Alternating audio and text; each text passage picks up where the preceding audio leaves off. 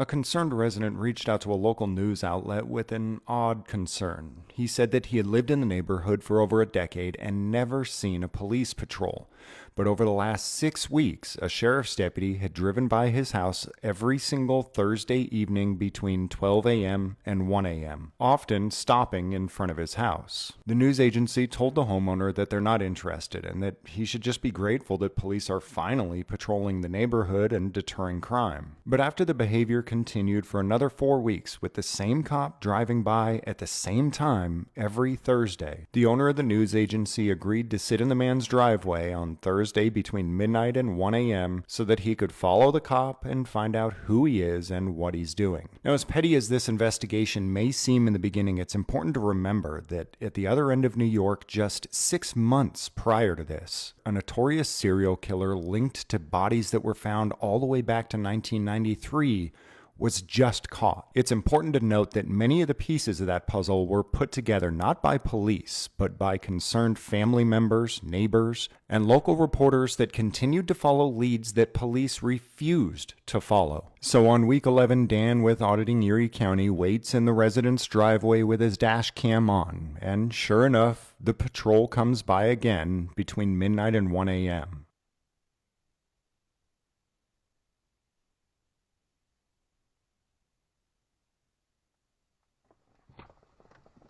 Dan pursues the suspicious individual to see if perhaps he does a drug deal or drops off a body. Chances are he's just patrolling the neighborhood to deter crime, but if he's got nothing to hide, he's got nothing to worry about.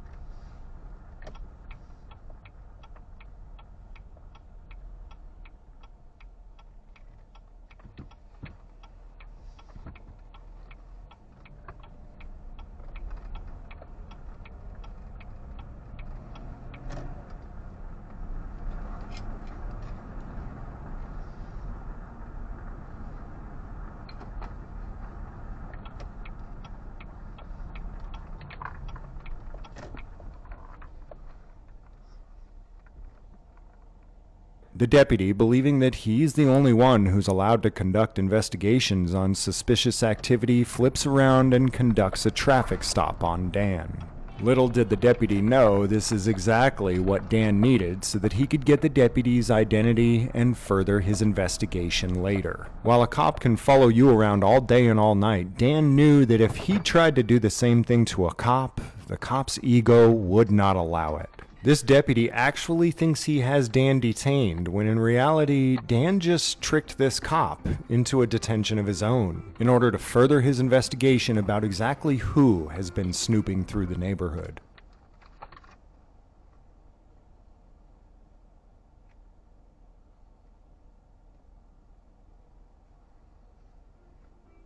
Hello, how How are you you? doing? I'm alright. You have a license for me, please? I do. What am I being pulled over for? You're being pulled over because in that neighborhood over there, I pulled over, you sat behind me, then Yeah. I drove away, then you pulled it. Is then that I pulled over illegal? again. Yeah, man, you're following me around. I'm trying to understand why. That's not illegal though. I'm trying to understand why you're following I'm me filming around. you. I understand that I'm filming you as well. All right. Why are you That's not, sitting it's not behind me? illegal. That's not a reason to pull me over. Well, okay, then I'll go with your obstructed view right there, the stickers on your back window. I'm not trying to give you a hard time, but I'm trying to understand why you're following me through neighborhoods. I'm not. I was sitting there seeing you. I've decided to film you Okay, why is that? because that's what I do for a living. I That's film what you police. do for a living? Correct. Does that pay well? Pays good enough. What's your first name, man? I'm not answering any questions. Well, you're operating a motor vehicle on New York State Highway. You have to identify yourself. No, if I'm suspected of a crime and riding Oh, a you motor have vehicle is you got an not. obstructed view right there, my friend. That's an obstruction. You're talking about these dice my grandma made me? That's Like that unfortunately, grandma? that's a violation of the vehicle and traffic law. If you're trying to push it that way, that's the reality of it. So, just trying to get your identification, seeing as you're now being pulled over by the police for a legal stop, you have to identify yourself. That is the law. If I'm gonna be arrested for not identifying, I'll give you my license, no problem. You have to identify yourself. That is the law. So if I don't give you my license, you'll arrest me? If you choose not to identify yourself, then that's going to make things a lot harder for I'm you. asking you, if I don't identify myself, am I gonna get arrested? You can. I can or I'm going to, because there's a difference. Well, it depends, right? It depends on what? I'm trying to give you every opportunity here I have the opportunity to what? to cooperate and give me I your told you license. why I'm I understand following that, you, but because I you're- was filming you, and that's you- not illegal. It's Correct, not illegal but it is to... suspicious. It's 1 in the morning. It's midnight. Whatever time. It's actually 2 in the morning. No, it's 12 midnight. It's 12 midnight, man. You can't be following people around like this. Anyone would. I can follow a police officer around and film him, correct? Sure, but if a police officer is driving through a neighborhood and you pull up and sit behind them on the side of the road, then they drive into another neighborhood and you come up and you sit behind them again, that is suspicious, and that's an officer safety concern. Suspicious is going I'm to not that going to neighborhood. argue with you. You need to identify yourself. If I'm like I said, if I'm going to get arrested for not identifying myself, I will produce you my license. But if I'm not, I You are do not leg- wish to. you are I legally- do not wish to waive my Fourth Amendment rights. So I'll make it real simple. I have a license. It's right here. I do not consent to any lawful search and You are- seizures. you It's are right here. If you obligated- have the right to take it, go ahead. It's right there. You are obligated to All identify right. yourself. It's because right you're there. being I'm pulled not over. refusing You can it. hand me your license. not refusing Be an it. adult, please, and hand me your license. So if I don't give it to you, I'm gonna be arrested. Hand me your license. You are obligated by law to identify yourself. And what happens if I don't? Joe, don't go this route. Joe. Yes, Why you call me Joe? because your name is Joe. Is it? Your Bluetooth connection says Joe. Your name is Joe. And I'm going to guess That's it's Paul Joe Mary, calling am I me. correct? That's Joe calling me. Hand me your license, please. It's right here. I'm not refusing to give it to Hand me you. your license, please. I do not wish to give my I'm Fourth not going Amendment to rights. touch your wallet. I'm asking you to hand me your license. You have to identify yourself. You're driving a motor It's vehicle. as in simple your as this. state. I don't wish to waive my Fourth Amendment rights, and I'm not giving you my license. Not But your Fourth Amendment rights. You're operating a vehicle in New York State. You're obligated to hand your license. if I am suspected of a traffic violation, You are. Obstructed view right there. Your stickers the on the sticker back. of on your the back. Those are all violations There's of vehicle not and traffic a, law. behind my seat. Those are all. I'm just telling you the facts, man. I'm not trying to argue with you. I'm just telling you the facts. Those are the facts. You're All right, being it's pulled right over. here. It's right here. Take it if you can. But you. I'm not giving it up on my own. Is your license valid? Of course it is. Okay. This doesn't have to be as hard as you're making it. This is a very simple procedure here. You're being pulled over. There's a couple Is violations. there a reason you of gotta vehicle shine and this traffic light law. in my eyes? Yes, because you're shining your phone right in my face. I'm shining a phone in your face? correct. Is it bright? And I'm doing it for my officer safety so I can see inside Officer your car. I'm not safety gonna- to blind I'm not my gonna sit here camera? and argue with you. It's not worth my time. It's really not worth your time. Okay? But I am trying to understand why you're sitting behind police cars on the side of the road. It is an Because officer I'm safety filming you. thing. I told you. How would you feel if someone was doing that to you? If someone was sitting behind you on the side of the road looking If I at was you? a public servant, it's a constitutionally protected activity to do so. Okay. All right. Hang tight for a second, please.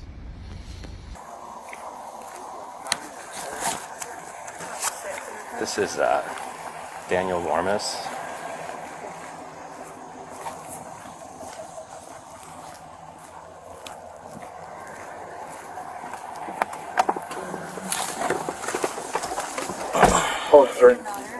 What's that?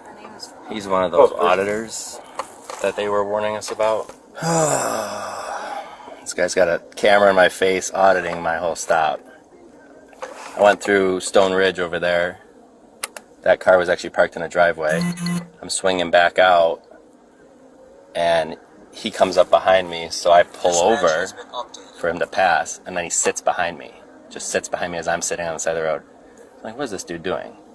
So then I drive out, make a right on Shawnee, and I go to pull over at the end of this street. He again pulls over, sits behind me. So then I flip around. You can see he's got an obstructed view and all that. And I'm like, well, so he pulls in here. So obviously that's why I stopped him. He's trying to make it an issue. He's trying to goat me into an argument, saying he doesn't consent to a Fourth Amendment. I'm like, this is the vehicle and traffic law, man. These are your issues. But almost accept that.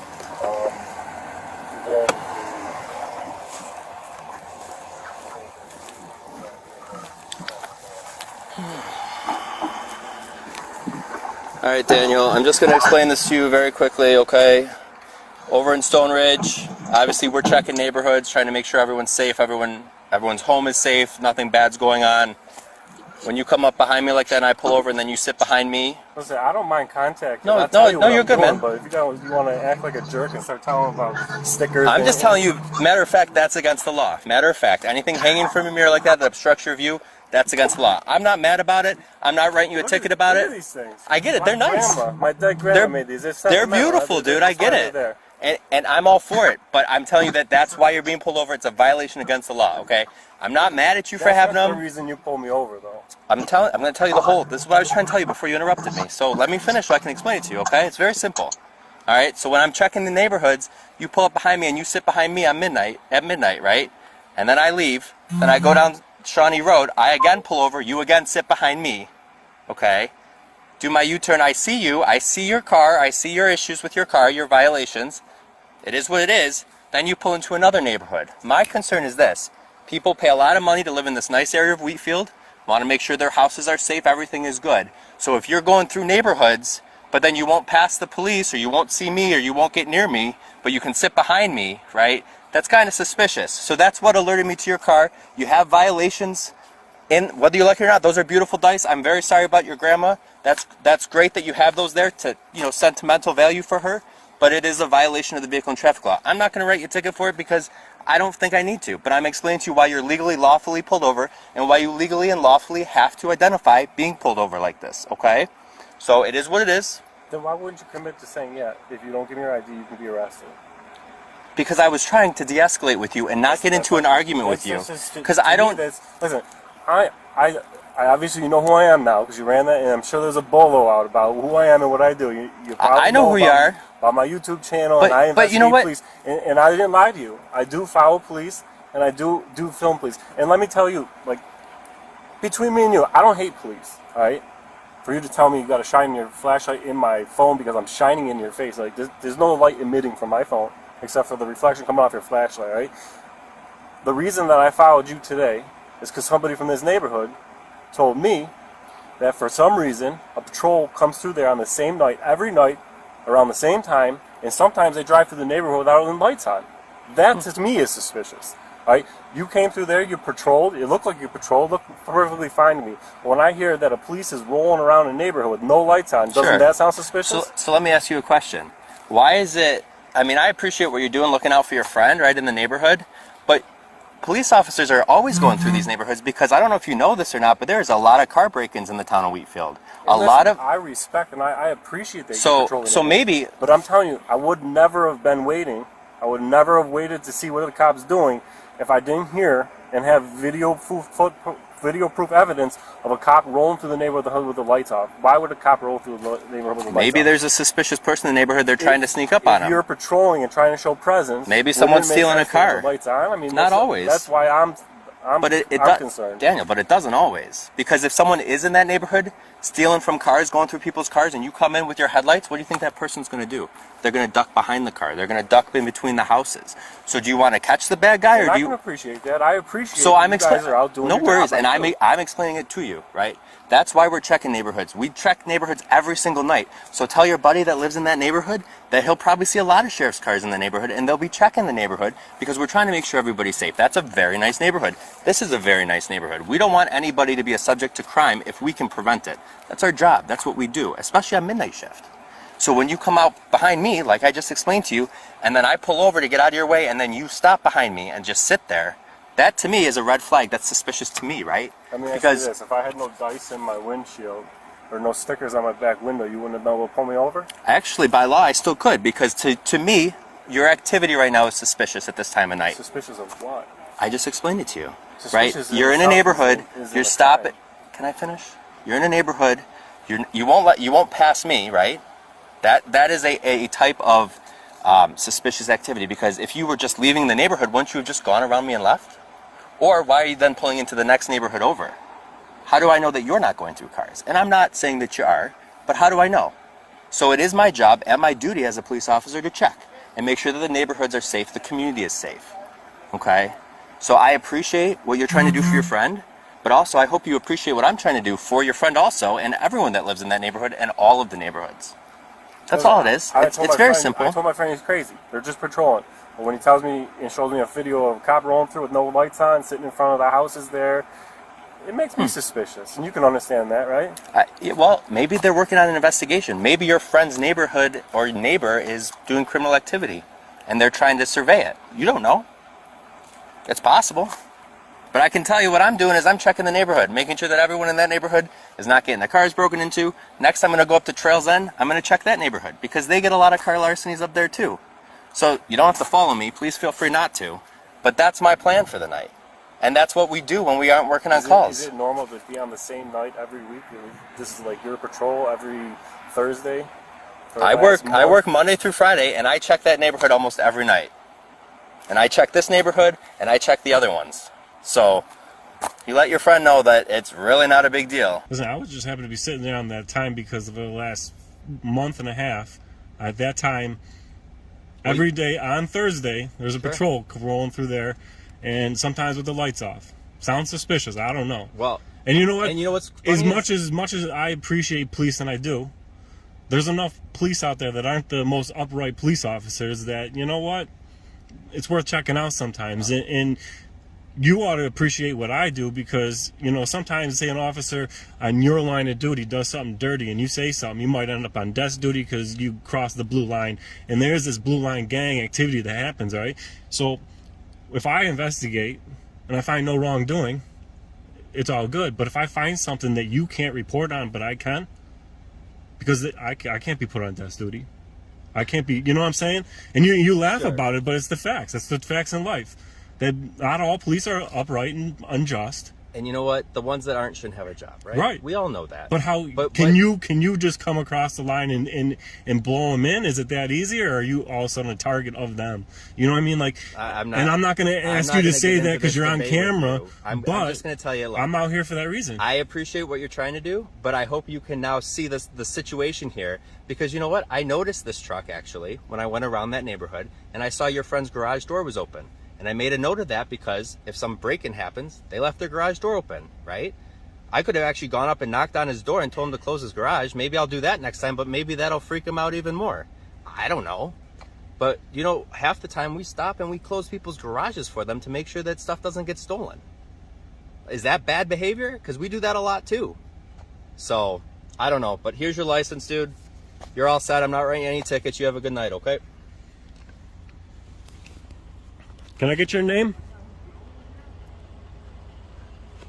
Officer. Officer.